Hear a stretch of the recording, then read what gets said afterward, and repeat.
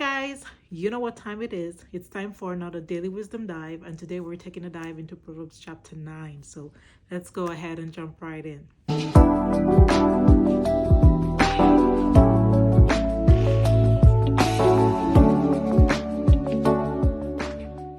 All right, so you know how we do. Chapter 9 is kind of a short chapter, so I'm going to go ahead and read through the chapter, and then we'll get into some discussion of Proverbs chapter 9. So, Proverbs chapter 9, my handy dandy Bible here. Wisdom have builded her house, she have hewn out her 7 pillars. She have killed her beasts, she have mingled her wine, she have also furnished her table.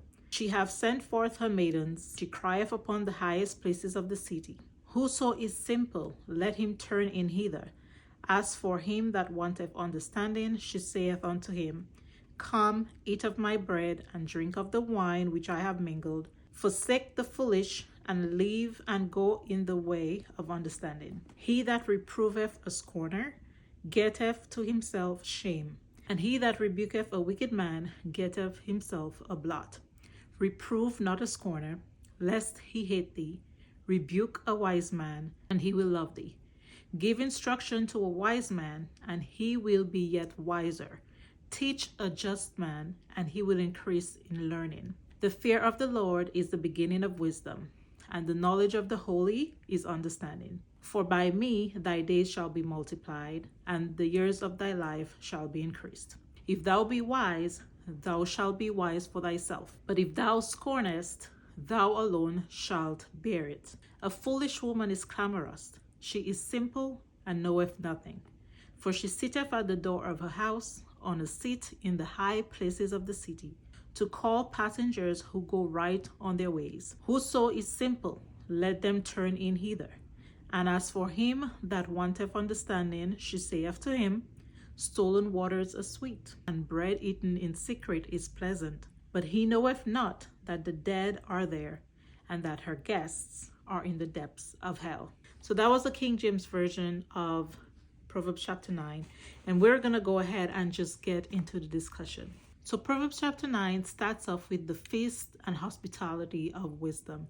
In verse 1, it starts off and let us know that wisdom have built her house upon 7 pillars, and that indicates that with wisdom there is stability. She is unshakable. Nothing is going to move her. Now in verses 2 to 6 is where it actually gets in depth about the actual feast of wisdom. She prepares a feast and she sends out her servants to invite everyone that they can. She urges us to leave ignorance behind, and so whoever accepts her invitation will be filled with wisdom, knowledge, and good judgment. So just like a feast of natural food and drink gives you physical life, wisdom is promising that the food that she provides will give you spiritual life. In verses 7 to 9, there is actually a warning as to the type of people we should try to correct and those we should not even try bothering with. We're told that if we try to correct those who are boastful or arrogant, we're going to be insulted. And if we try to give any type of correction to the wicked or evil, we may get hurt. So we're being warned, do not waste our time with these people.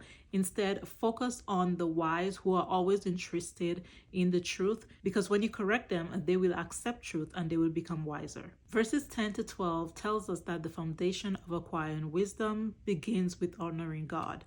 And when you do that, not only will your days be multiplied, but more years will be added to your life.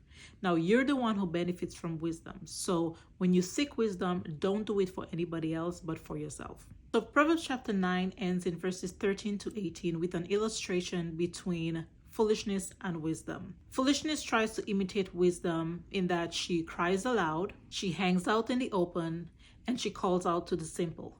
But what she has to offer is very different than what wisdom offers. The invitation from foolishness is not to turn people to wisdom, but instead to pull those who are easily swayed further into darkness and foolishness, leading them to live a life of forbidden pleasures and secrecy. The person who gives in to invitation of foolishness and enters her house accepts an invitation onto their own funeral, or so-called hell, instead of going to a feast, which would in turn give them life.